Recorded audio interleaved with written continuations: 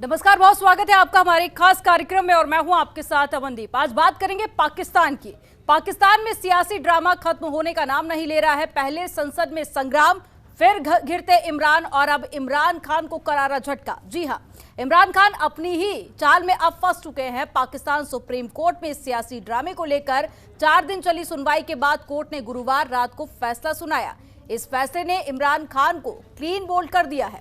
अविश्वास प्रस्ताव खारिज किए जाने और नेशनल असेंबली भंग करने के मुद्दे पर इमरान खान को सुप्रीम कोर्ट में मुंह की खानी पड़ी है और सुप्रीम कोर्ट ने कहा है कि इमरान के खिलाफ अविश्वास प्रस्ताव को खारिज करना असंवैधानिक है। इसके साथ ही पाक सुप्रीम कोर्ट ने शनिवार को नेशनल असेंबली में अविश्वास प्रस्ताव पर वोटिंग कराने का आदेश दिया।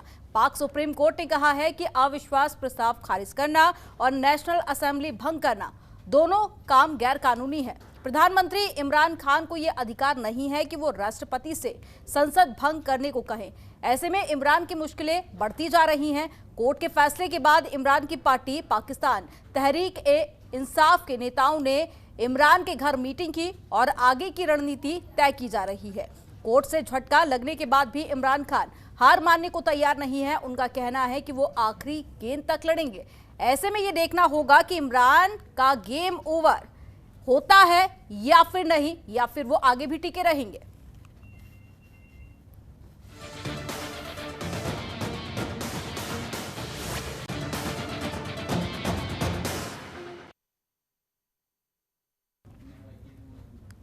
और आज इसी मुद्दे पर चर्चा करेंगे। खास मेहमान हमारे साथ में जुड़ गए हैं, रिटायर्ड मेजर जनरल हमारे साथ में जुड़ गए हैं AK चतुर्वेदी जी, रक्षा विशेषज्ञ। बहुत स्वागत है सर आपका। सबसे पहला सवाल मेरा आपसे यही रहेगा कि अब इमरान खान के सामने दो ऑप्शन है, या तो वो इस्तीफा दे दे या तो फिर अविश्वास प्रस्ताव पर जब वोटिंग होगी तो क्या कुछ नतीजा निकलकर सामने आएगा। मौजूदा स्थिति में आप क्या देख रहे हैं, हालात क्या बनते हुए आपको नजर आ रहे हैं? क्योंकि अगर इतिहास की हम बात करें तो कई सारे प्रधानमंत्री पहले भी इसका सामना कर चुके हैं। हालांकि विपक्ष हर बार हार का सामना करता रहा है। इस बार आप क्या देख रहे हैं?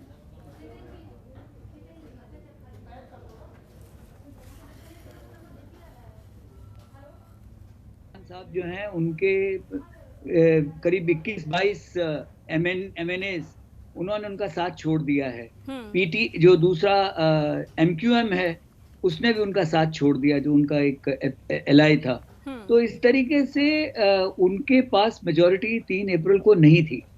तो आज अगर मतलब जिसको आज सुबह मैं उन्हीं की किसी एक नेता का टर्म चुरा के बोलता हूँ कि जो उन्होंने बोला था कि लिफाफा सपोर्ट, तो अगर वो एलिज कर रहे हैं कि जो ऑपोजिशन है वहां पे पैसा चल रहा है, बकरा मंडी की तरह लोगों को 25-25 करोड़ में खरीदा जा रहा है, तो शायद ये भी कुछ ऐसा कुछ करें, तो अगर उससे कुछ चेंज हो जाए तो हो जाए। मुझे लगता नहीं है, क्योंकि कल देखिए उसमें 2-3 चीजें जो हमको बड़ा गौर करना चाहिए कि पहले तो कल ये बड़े ही ऑफेंसिव थे अगेंस्ट उन MNAs के, अपने PTI के, जिन्होंने उनका साथ छोड़ा था कि उनका घेराव करेंगे, उनको उनके घरों पर धरना देंगे, लेकिन आज वो म्यूट हो गए हैं उस बात पे। तो मुझे क्या लग रहा है कि अगर तो कल सुबह 10:30 बजे अगर वोटिंग होती है तो ये श्योर इमरान साहब का गेम ओवर हो जाएगा। लेकिन ये कुछ ऐसा कर सकते हैं कि ये आज रिजाइन कर दें, और जैसा कि एक आपने शेख रशीद का सुना होगा आज स्टेटमेंट, उन्होंने बोला है कि भाई एन मास हम पूरा रिजाइन कर देंगे जी। जितने भी उनके 137 आदमी हैं वो पूरे के पूरे 133 आदमी एक साथ रिजाइन कर देंगे, जिससे एक तरह की क्राइसिस पैदा हो जाएगी क्रेडिबिलिटी की। तो वो एक संभावना हो सकती है। तीसरा ये हो सकता है कि फिर से वो कोई तरकीब लड़ाएं, और जैसा कि वो कोई ये कह रहे हैं कि वो लेटर को डिस्क्लोज करेंगे। लेटर अगेन क्लैरिफाई कर दिया गया है कि जो पुराने राजनयिक हैं अमेरिका में, उन्होंने कहा कि भाई ये तो एक एनालिसिस थी जो पुटअप की गई थी, जिसको कि ये कह रहे हैं कि उन्होंने एक रेजिम चेंज की बात कर रहे हैं। तो आज भी वो रेजिम चेंज की बात कर रहे हैं, जो बहुत ही अनफॉर्चुनेट है, क्योंकि ये बहुत ही डेंजरस सा है। और इसके इम्प्लीकेशन ये होंगे कि पहली चीज तो देखिए, पुराने जमाने से कहा जाता था कि पाकिस्तान के ऊपर 3 लोगों का हाथ है, 3 A's, अल्लाह, अमेरिका और आर्मी। तो आज उन्होंने आर्मी को नाराज कर दिया, अमेरिका को नाराज कर दिया, और अल्लाह कल का जो रिजल्ट आया है सुप्रीम कोर्ट का, वो लगता है कि अल्लाह भी आज उनके साथ नहीं है। तो ये अच्छा, दूसरा क्या है कि मुझे एक मिलिट्री पॉइंट में बताना चाहूंगा जो शायद कोई नहीं बता रहा होगा, कि अभी आपको याद होगा कि एक मिसाइल मिसडायरेक्ट होकर के ब्रह्मोस जा करके मियाँ चन्नू कोई पंजाब में जगह, वहां जाके गिरी थी। तो उस वक्त ये निकल के आया कि जो चाइनीज एयर डिफेंस सिस्टम है वो एकदम बकवास था।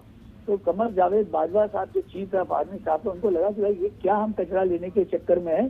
तो वो एक दोबारा कोशिश कर रहे हैं कि अमेरिका से जिसका इक्विपमेंट और जिसकी डॉक्ट्रिन पे वो काम करते हैं, दोबारा उनसे रिलेशनशिप बनाई जाए। और उसमें इमरान साहब एक रोड़ा है इस वक्त। इमरान साहब की अपनी तकलीफ ये है कि अगर ये कहीं कल का इलेक्शन हार गए, नो कॉन्फिडेंस मोशन, तो चाहे वो बुशरा भी हो, चाहे वो दूसरी जो बेगम साहबा जो भाग गई हैं, फरहा मैम जो भाग गई हैं, जिनकी फोटो उस पर आ रही थी, तो हो सकता है ये चीजें भी उनके खिलाफ आने लगेंगी।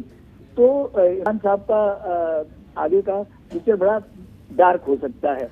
लेकिन चतुर्वेदी जी, पीटीआई के नेता की तरफ से अभी एक बयान सामने आया जिसमें उनका कहना है कि जल्द ही कोई बड़ा एक्शन लिया जाएगा, ये बयान है उनका। इससे पहले भी जब अविश्वास प्रस्ताव को पारित किया गया, उस वक्त इमरान खान ने राष्ट्रपति से मुलाकात की थी, जिसके बाद में संसद भंग करने की भी मांग की गई थी, जो कि एक विकल्प माना जा रहा था। अब मौजूदा स्थिति को देखें तो क्या आपको लगता है कि कोई और विकल्प बाकी है जिसको लेकर आज इमरान खान कुछ ऐलान कर सकते हैं, या फिर उनको वोटिंग का सामना करना ही पड़ेगा?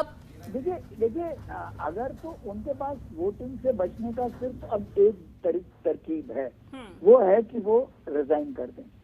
उसके अलावा मुझे नहीं लगता उनके पास कोई ऑप्शन है कि वोटिंग से बचा जा सके। और वोटिंग होगी तो उसमें जहां तक मुझे उम्मीद है कि उनका गेम ओवर है। तो इसमें आज की तारीख में उनके पास ऑप्शन बहुत लिमिटेड बचे हैं। लेकिन हाँ, ये पाकिस्तान है, यहाँ कुछ भी हो सकता है, कुछ भी हो सकता है, कोई कुछ कर सकता है। लेकिन चतुर्वेदी जी, सेना की भूमिका थोड़ी सी स्पष्ट कीजिए आप, सेना की भूमिका स्पष्ट कीजिए, क्योंकि देखिए पाकिस्तान को लेकर हमेशा से कहा जाता है कि अगर सरकार में टिके रहना है तो सेना का समर्थन होना बेहद जरूरी है। यहाँ पर सेना को आप इमरान खान के पक्ष में देख रहे हैं, विपक्ष में देख रहे हैं, क्या भूमिका? नहीं, सेना आज, क्योंकि बाजवा साहब इसलिए नहीं कर पा रहे हैं क्योंकि सेना भी डिवाइडेड है आज की तारीख में। जो उनके पेशावर के कोर कमांडर हैं वो इमरान साहब के साथ लग रहा है, और बाकी फौज जो है वो अभी बाजवा साहब के साथ है।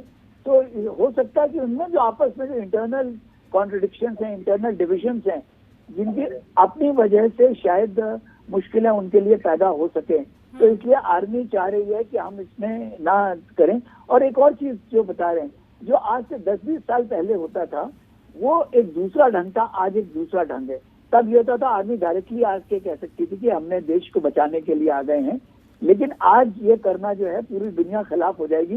देखिए FATF की तलवार उनके सर पे, पाकिस्तान के सर पे ऑलरेडी लटक रही है, वो ग्रे लिस्ट में है। तो कभी भी अगर ब्लैक लिस्ट में गए तो उनकी जो आज 2.9 जो उनका फॉरेन एक्सचेंज रिजर्व नहीं बचा है, वो उसमें से भी $900 मिलियन कम हो गए हैं। तो वो तो एकदम इकोनॉमी उनकी ढेर होने की हालत में है।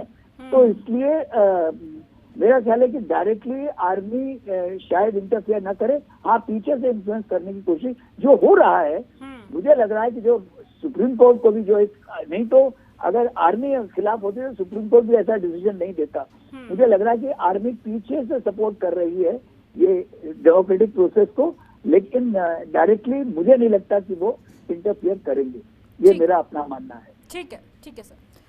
जितेंद्र कुमार ओझा जी भी हमारे साथ में जुड़ गए हैं, पूर्व राजनयिक है। जितेंद्र जी, बहुत स्वागत है आपका जनतंत्र टीवी में। सबसे पहला सवाल मेरा आपसे यही रहेगा कि पाकिस्तान की मौजूदा स्थिति को देखकर क्या लग रहा है कि आज इमरान खान इस्तीफा दे सकते हैं या फिर कल अविश्वास प्रस्ताव का सामना करेंगे?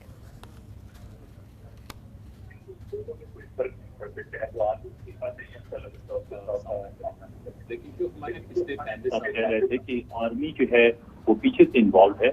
आर्मी के पास कोई ऑप्शन नहीं है और पाकिस्तान के पास कोई ऑप्शन नहीं है, और जो भी पाकिस्तान में जिनका भी स्टेक है उनके पास कोई ऑप्शन नहीं है, क्योंकि पाकिस्तान की पॉलिटिकल सिस्टम ऐसे तरीके से इवॉल्व हुई है कि सिविलियन गवर्नमेंट का इफेक्टिव होना ऑलमोस्ट असंभव है। वो हो ही नहीं सकती। आपने देखा कि कोई प्रधानमंत्री कभी अपना टेन्योर कंप्लीट नहीं कर सकता है। अगर वो अच्छा करेंगे तब भी आर्मी में उन्हें निकाल बाहर करेगी, और जो बुरा करेंगे तो आर्मी को निकाल बाहर करना ही होगा। तो वो हर एक हालत में उनका सस्टेन करना असंभव है। अब दिक्कत ये है कि अभी जैसे कहा गया कि क्यों आर्मी सामने नहीं आना चाहती, कल भी हमने कहा था कि आर्मी इसलिए सामने नहीं आना चाहती कि बहुत सारे एड्स उनको लेने पड़ते हैं और उस पर डिपेंडेंट है ये कंट्री। अगर मिलिट्री टेक ओवर होता है तो उसके बड़े कॉन्सिक्वेंसेज आते हैं। दुनिया को कोई फर्क नहीं पड़ता है पॉइंट के बाद कि पाकिस्तान में क्या हो रहा है नहीं हो रहा है, बड़े पावर्स को मैटर नहीं करता है। लेकिन जैसे चीन ने 60 बिलियन का इन्वेस्टमेंट ही नहीं किया इस सीपेक में, बल्कि बहुत उसे स्ट्रेटेजिक पार्टनर बना लिया है। तो चीन के लिए बहुत जरूरी हो जाता है कि वहां पे जो भी ये इंस्टीट्यूशन हो वो काम करे, और कुछ भी काम करवाना हो पाकिस्तान में तो पहले अमेरिका के भी लोग कहते थे, अमेरिका की नेशनल पॉलिसी मेकर जो थे और जो उनके फॉरेन ऑफिस और जो भी उनके सिक्योरिटी या पेंटागन के लोग थे कि पाकिस्तान में कुछ भी करवाना हो तो आर्मी को कहिए और काम हो जाता है, दूसरे लोग नहीं करवा सकते हैं। आज स्थिति वही है चीन के लिए भी कि अगर कुछ करवाना है तो उन्हें आर्मी को कहना पड़ेगा। जैसे मैंने कई बार जिक्र भी किया आपके और के चैनल पे कि चीनी दूतावास से ये स्टेटमेंट आया कि भाई वो पैरेलली इंगेज कर रहे हैं इमरान खान को भी और मिलिट्री एस्टेब्लिशमेंट को कि आप अपने जो भी डिफरेंसेज हैं इसे रिजॉल्व कर लीजिए, इस तरीके से चलिए। लेकिन इमरान खान ने जैसे ही आर्मी के टर्फ में जाके आर्मी को चुनौती देने की कोशिश की तभी से दिक्कत शुरू हुई है। तो थोड़ा उन्हें समय मिला है और ये 100% क्लैरिटी है कि ये डिसीजन जो है आर्मी को प्लीज करने के लिए आया है। इमरान खान थोड़ी बहुत क्रिकेट में यहाँ वहाँ उनकी पॉपुलरिटी है, लेकिन न तो वो एक सीजन स्टेट्समैन है, न वो स्टेबिलिटी और कंटिन्यूटी प्रोवाइड कर सकते हैं। वो खुद कंट्रोवर्सी में आ गए हैं। तो इमरान खान का जाना करीब करीब निश्चित है, ऑलमोस्ट निश्चित है। उसके बाद वो एक डिसिडेंट होके फ्लरिश करे, सर्वाइव करे तो दूसरी बात है, लेकिन प्रिवेलिंग इक्वेशन में आर्मी तलाश करेगी किसी दूसरे पपेट को, और जो भी आएगा उसे आर्मी की से के खिलाफ जाने की कोई गुंजाइश नहीं बचेगी। ठीक है, तो ये तो आपने साफ कर दिया कि इमरान खान का प्रधानमंत्री बने रहना बेहद मुश्किल है। आगे की राजनीति में आप क्या कुछ बदलाव देखते हैं, क्योंकि इमरान खान इससे पहले ये भी बयान दे चुके हैं कि पाकिस्तान की जनता चुनाव के लिए तैयार रहे, तो क्या ऐसी कोई संभावना आने वाले दिनों में? देखिए, फिलहाल तो ये है कि वो उनको बेइज्जत करना चाहते हैं कि भाई आप खत्म हो चुके हैं, आप चले जाइए, आपके कोई लोकल स्टैंड ही नहीं है। अब उसके बाद प्रिवेलिंग इक्वेशन क्या होता है, एक और जो डायनामिक जो पैरेलल चलती है आर्मी और सिविलियन के बीच में, सिविलियन पॉलिटिक्स में लोग कभी भी यूनाइटेड नहीं रहते हैं, वो हमेशा उनके रीअलाइनमेंट वगैरह होते रहती है। तो आर्मी का बेसिक ये है कि भाई एक जो है फसाड के लिए एक सिविलियन ढांचा हम ला के रखें। उसमें कई दफे होता है कि ये लोग आपस में झगड़ा करने लगते हैं, आर्मी से झगड़ा करने से पहले वो लोग आपस में झगड़ा करते हैं। अगर वैसी कोई स्टेबिलिटी आती है, वैसी सिचुएशन आती है तो निश्चित रूप से चुनाव होगा। अगर कोई पपेट आता है और आर्मी ये इक्वेशन मैनेज कर सकती है कि भाई चलिए आप लोग दिखावे के लिए ही सही एक फसाड के रूप में खड़े रहिए, अगर उसमें आर्मी को कामयाबी मिल जाती है तो वो नहीं करेंगे। जहां तक मेजर इकोनॉमिक पॉलिसीज का है या स्ट्रेटेजिक पॉलिसीज का है तो सारे जगह आर्मी का वर्चस्व है। जैसे हमने कई दफे कहा, आपके भी चैनल पे कहा कि पहले हुआ करता था AAA, आर्मी अल्लाह और अमेरिका, अब हो चुका है आर्मी अल्लाह और चाइना। अल्लाह यानी ये है कि अगर सड़क पे भी भीड़ इकट्ठा करनी पड़े तो आर्मी करवा सकती है, और अल्लाह कॉन्सेप्ट जिसका रेलेवेंस इतना है कि देखें कि पिछले कुछ सालों में इमरान खान ने भी उसमें सेंध मारने की कोशिश की। वो अपने आप को बहुत रिलीजियस और एकदम डिवाउट मुस्लिम बनने की कोशिश कर रहे थे, जबकि वो थे नहीं। उनकी पूरी इमेज, उनकी पूरी एक्टिविटी एक इंटरनेशनल पे बॉय की तरह थी, मगर वो फिर इस्लामिक बनने की कोशिश की। तो ये जो तीनों कॉम्प्लेक्स जो बना है, अब AAC बन गया है AAA से, तो AAC का कॉम्प्लेक्स चलता रहेगा। और उसमें सिविलियन गवर्नमेंट की एक लिमिटेड रोल है, वो फसाद के रूप में आए, थोड़ी बहुत तो उनको कुछ नॉन स्ट्रेटेजिकल इश्यूज में कुछ काम कर सकती हैं। कोई ब्लेम आएगा तो उनके सर मर दिया जाएगा, लेकिन की स्ट्रेटेजिक डिसीजन, चाहे वो इकोनॉमिक हो, चाहे कमर्शियल हो, चाहे वो डिप्लोमेटिक हो, चाहे सिक्योरिटी हो, वो आर्मी के अलावा कोई पाकिस्तान में चला ही नहीं सकता है। ठीक है, चतुर्वेदी जी आपका रुख करूंगी कि अगर इमरान खान प्रधानमंत्री नहीं रहते हैं या वोटिंग में हार जाते हैं या फिर वो आज इस्तीफा दे देते हैं तो आगे क्या होगा? स्थिति है जो अभी इन्होंने एक कोलिशन बनाया है कि कॉमन दुश्मन है इमरान खान, तो उसमें political ideology notwithstanding MQM Peoples Party of Pakistan और नवाज शरीफ वो एक साथ मिल गए हैं। तो ये जो है, अगर आप तीनों की विचारधारा अलग अलग, और जहाँ तक करप्शन का सवाल है, चाहे अभी वो फराह खान का चल रहा हो इमरान खान के समय में, तो शहबाज शरीफ के ऊपर मनी लॉन्ड्रिंग का चार्ज है, बिलावल भुट्टो के पिताजी आसिफ अली जरदारी मिस्टर 10% कहलाते थे। इसलिए ये कुछ आपस में एक साथ रह पाएंगे, ये थोड़ा मुश्किल लगता है।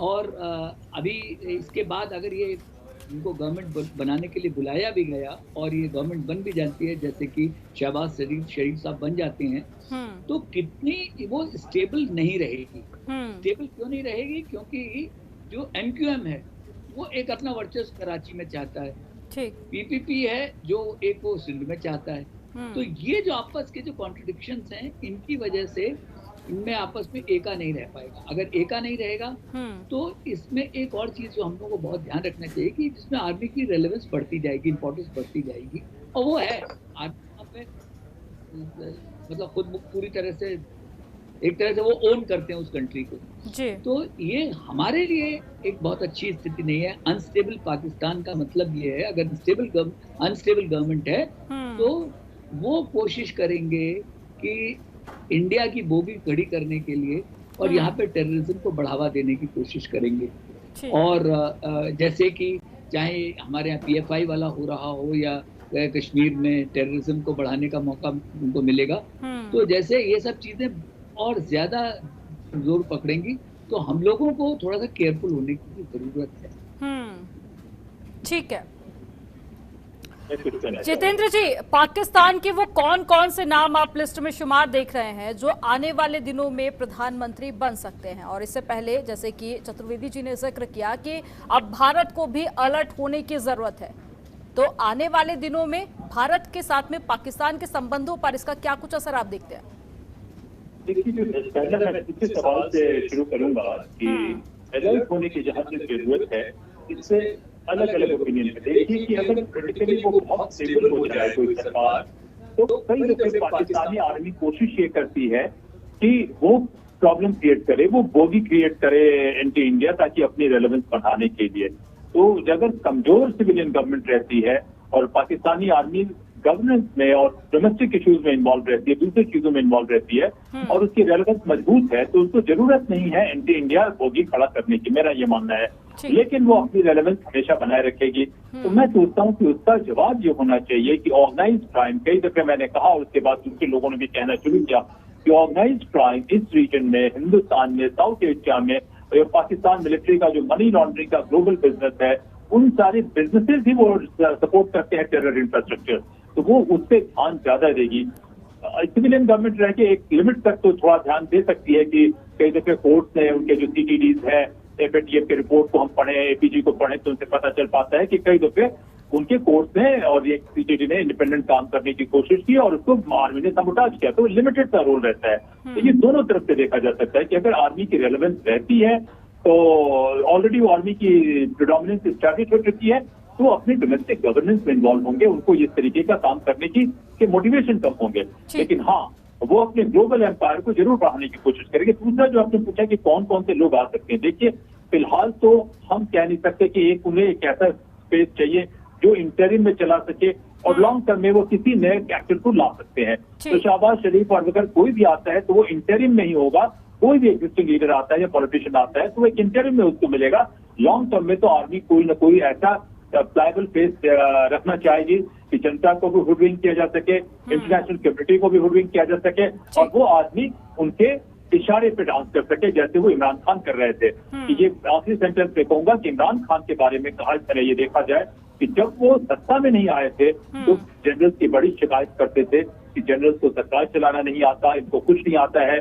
और यही सत्ता में आने के बाद जिस तरीके से ये आर्मी के कदमों पे लोग गए थे, उसका भी कहीं कोई मिसाल नहीं है 1947 के बाद जब भी सिविलियन गवर्नमेंट रही है। तो देखिए, आर्मी को तो एक अच्छा सा सूट चाहिए जो रिलायबल हो। तो इसमें से फिलहाल जो पॉलिटिकल लेंस आप कह रहे हैं कि शहबाज शरीफ या इवन जरदारी, ये बिलावल या कोई भी, इन तमाम लोगों को वो इंटरिम में यूज कर सकते हैं और उन लोगों को भी मालूम है, लेकिन इंटरिम में आने के लिए भी वो लोग डेस्परेट रहेंगे। लॉन्ग टर्म में आदमी कोई नया तलाश करेगी, जहां तक लॉन्ग टर्म का सवाल। ठीक है, तो आने वाले दिनों में पाकिस्तान की राजनीति काफी ज्यादा दिलचस्प रहने वाली है। चतुर्वेदी जी कुछ कहना चाह रहे हैं। चतुर्वेदी जी अपनी बात रखिएगा, साथ ही ये भी बताइए कि जितेंद्र जी की बात से आप कितना इत्तेफाक रखते हैं। सही बोला कि वहां पे देखिए उस देश का जो फॉर्मेशन है वो एंटी इंडिया उसका इंस्टांस है। तो अगर ये उम्मीद कोई करे कि कल को पाकिस्तान में एक ऐसी गवर्नमेंट आ जाएगी जो ये कह देगी कि नहीं जी हम तो सब कुछ बिल्कुल ठीक ठाक, जिस दिन अगर ऐसा हो गया तो वो पाकिस्तान का कोई रीजन ही नहीं रह जाएगा, रहने का कोई उनका वजूद रहने का हक ही नहीं रह जाएगा। तो चाहे गवर्नमेंट स्ट्रांग हो वीक हो, वो हमेशा एंटी इंडिया तो रहेगी क्योंकि और आर्मी की जो रेलेवेंस है वो तभी तक है जब तक कि वो एंटी इंडिया। आप देखिए कि जब नरेंद्र मोदी और नवाज शरीफ की आपस में दोस्ती बढ़ी तो आर्मी को बिल्कुल अच्छा नहीं लगा। जहां की नरेंद्र मोदी पहुंचे लाहौर बिन बुलाए गए थे तो उसके एकदम बाद जो है पठानकोट हो गया। और जैसे जैसे जो भी कुछ करने की कोशिश की जाती है तो वहां कुछ ऐसा करने की कोशिश हमेशा रहेगी। तो ये उम्मीद करना कि वहां पे कुछ हो जाएगा, लेकिन हाँ इसमें एक जो एलिमेंट जो हम लोग मिस कर जाएंगे वो ये है TTP, तहरीके तालिबान पाकिस्तान।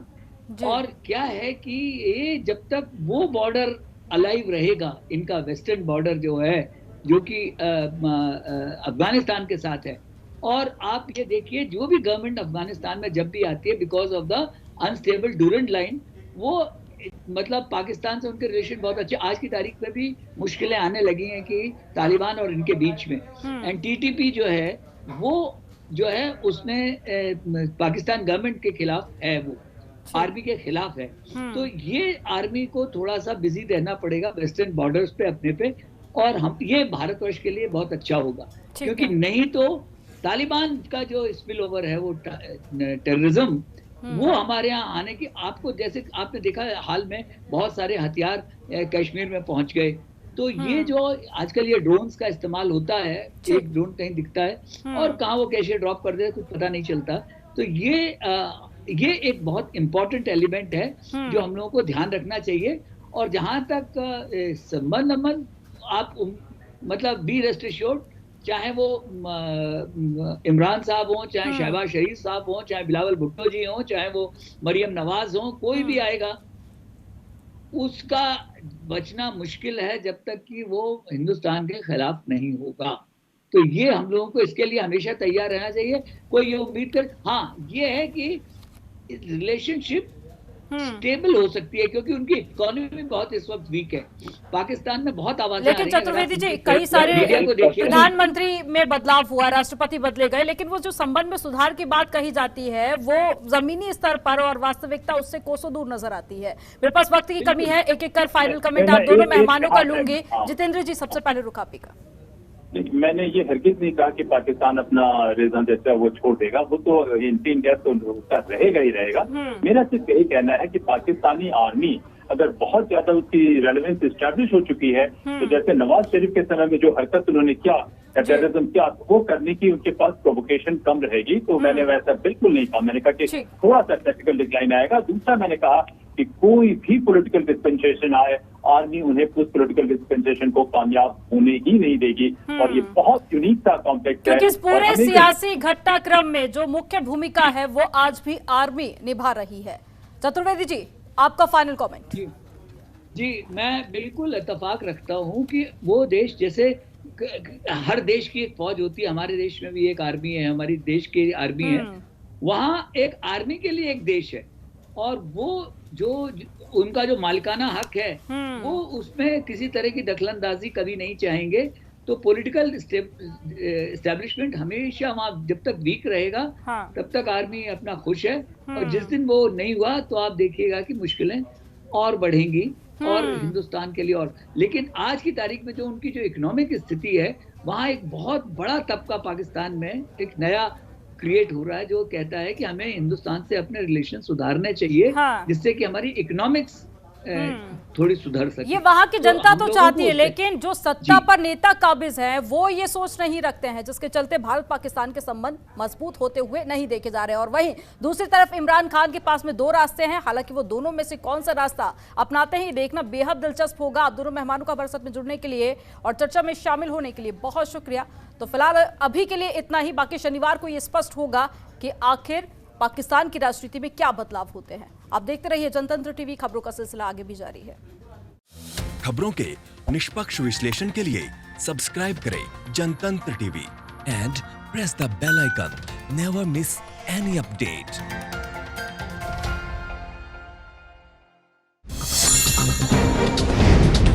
डाउनलोड कीजिए जनतंत्र टीवी ऐप को, जो कि अवेलेबल है गूगल प्ले और ऐप स्टोर पर। अधिक जानकारी के लिए अभी डाउनलोड करें।